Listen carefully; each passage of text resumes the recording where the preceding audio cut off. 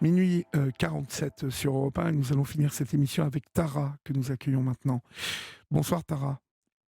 Bonsoir Olivier. Bonsoir. Alors Tara, nous avons 13 minutes devant nous et si nous ne finissons pas cette conversation ce soir, nous la continuerons lundi prochain, d'accord? Il n'y a aucun souci. Alors Tara, je ne dois pas vous demander votre âge ni le lieu d'où vous m'appelez Oui, pour des raisons qui vous sont personnelles. non. Euh, Et donc, je vais vous donner mon âge, j'ai 54 ans.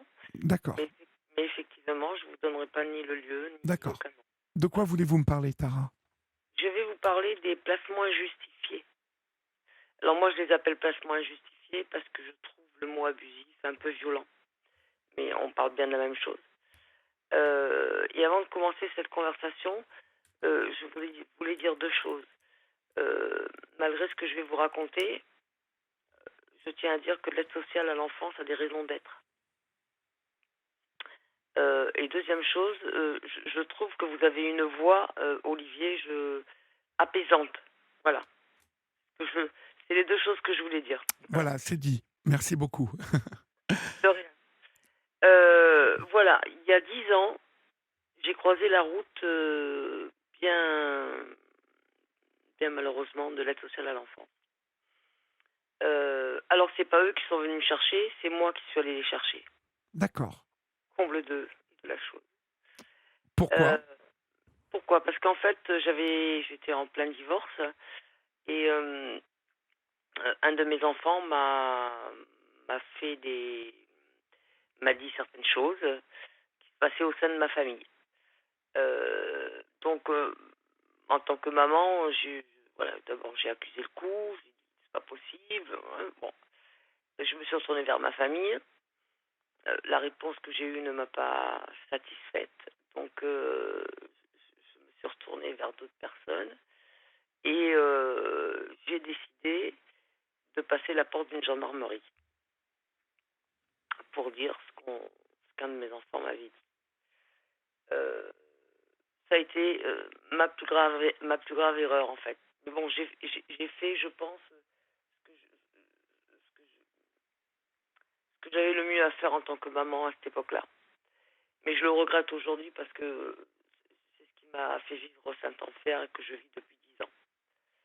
Euh, de là, l'enfant qui était accusé donc de ces faits-là a été mis en garde à vue à l'âge de 13 ans.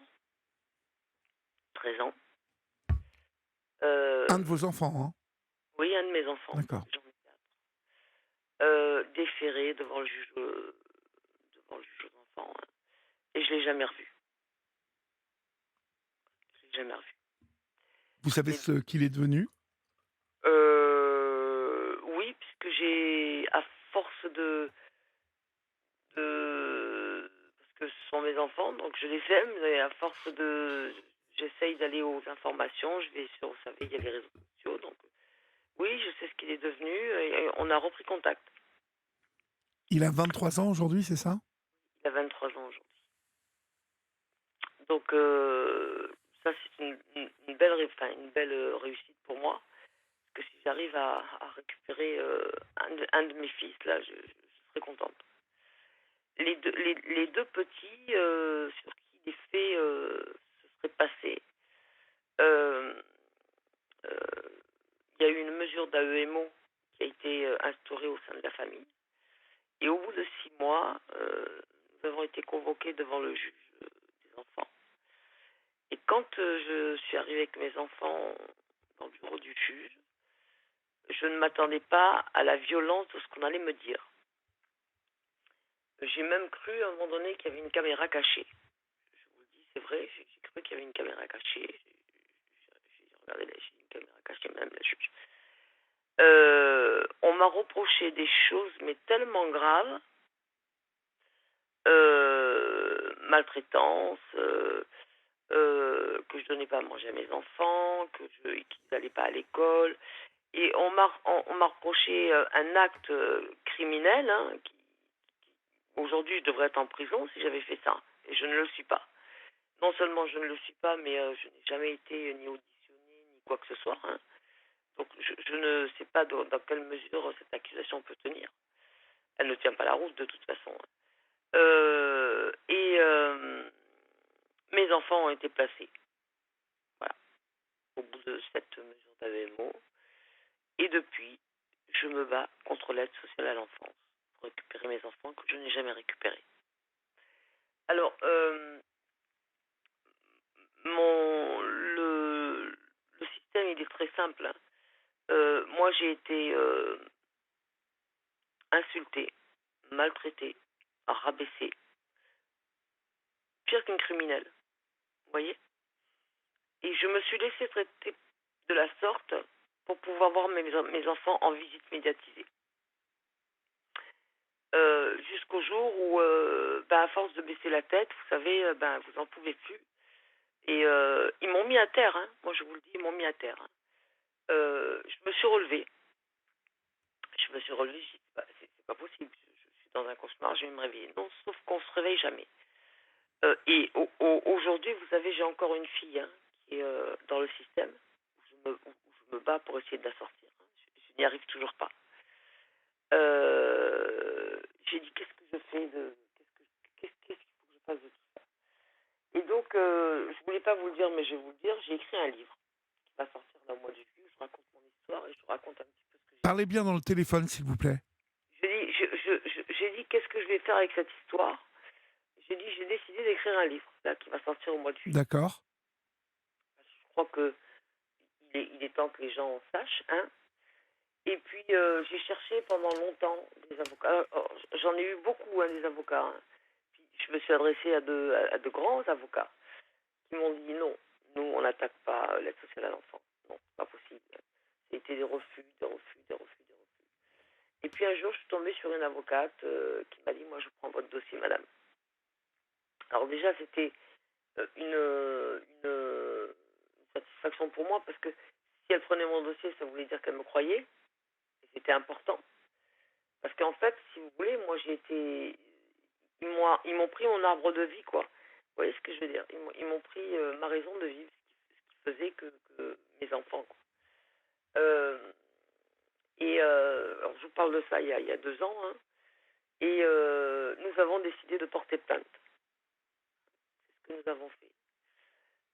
Et on va demander à ces gens-là de rendre des comptes. Voilà.